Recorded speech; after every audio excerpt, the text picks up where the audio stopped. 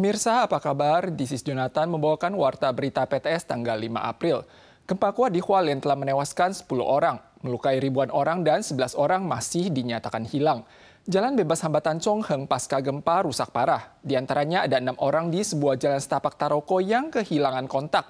Pagi harinya tim SAR menemukan 2 orang terkubur tanpa tanda-tanda kehidupan. Sementara itu masih ada ratusan orang yang terjebak di area pegunungan dan upaya penyelamatan masih berlangsung hingga kini.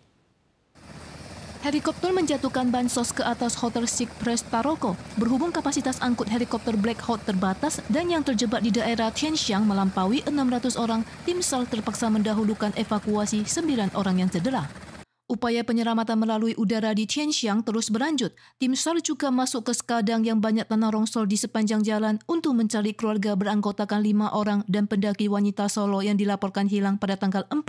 他说要回来花莲祭祖，他们就先到太鲁阁去走路运动。我们有打电话，可是都不通了。 Tim SAR menemukan sosok laki-laki dan perempuan di bawah reruntuhan batu dan dinilai telah tewas. Identitas mereka masih belum bisa dipastikan dan Tentara Angkatan Darat juga membantu tugas penggalian. Selain evakuasi di jalur Skadang, tugas penyelamatan tanggal 5 difokuskan pada 10 korban terjebak di Chouqutong dan area perkemahan Luishui, lebih dari 600 orang di Tianxiang dan mungkin lebih dari 100 orang di SD Shipao. 道路抢通的困难度还是有的因为落石不断本来的那个道路被那个土石堆埋的，所以在处理上可能要花一点时间。 Kerusakan parah di Chongheng membuat tim SAR hanya bisa berjalan kaki menuju Chouqutong dan berhasil mengevakuasi 9 warga yang terjebak di sana sebelum tengah hari.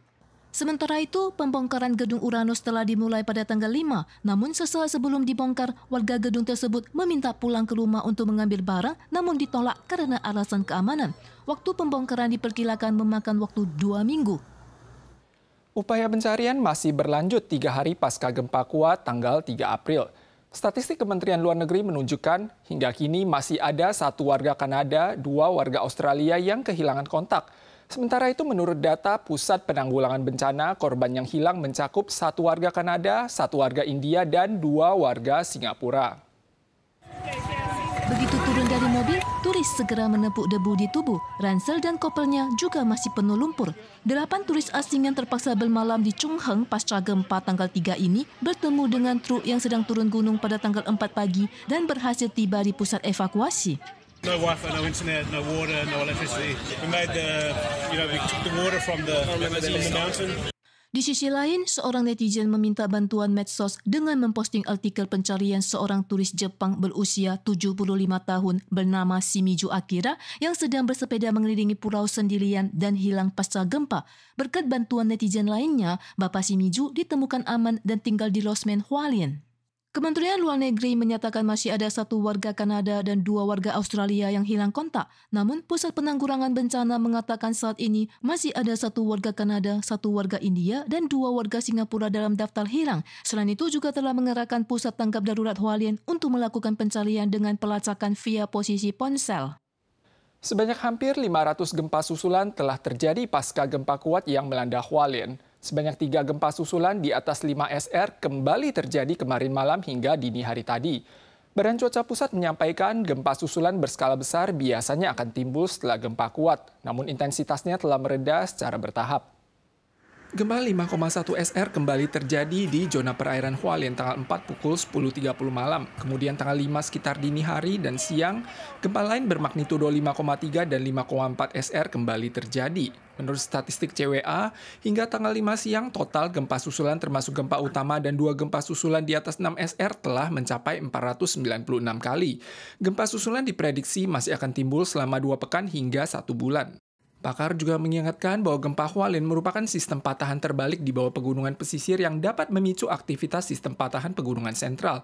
Di antaranya jalur patahan Meisan di Chiayi belum pernah terjadi gempa besar selama lebih dari 1 abad, sehingga perlu memerhatikan jumlah energi yang terakumulasi. Gempa kuat di Hualien menyebabkan banyak rumah retak. Ada sejumlah pemukiman di sebuah gang Tachi, kota Taipei yang mengalami keretakan pada tangga, lantai, dan dindingnya. Bahkan ada yang retakannya cukup parah sehingga bisa ditembus oleh cahaya. Pakar menyampaikan, jika muncul retakan berbentuk X dan V pada kolom dan tiang, harap segera menghubungi tenaga profesional untuk melakukan evaluasi. 2楼的楼梯这边已经透光了，墙壁已经整个透光出去了。 Retakan di lantai terus memanjang, tangga menjadi tidak rata dan retakan dinding bahkan bisa ditembus cahaya. Gempa kuat tanggal 3 membuat perumahan berdampingan di satu gang di Tachu, Taipei mengalami kerusakan parah hingga penghuninya khawatir apakah rumahnya masih layak tinggal. Pakar menjelaskan tangga sebagai media untuk naik turun tidak memengaruhi keselamatan struktur secara keseluruhan.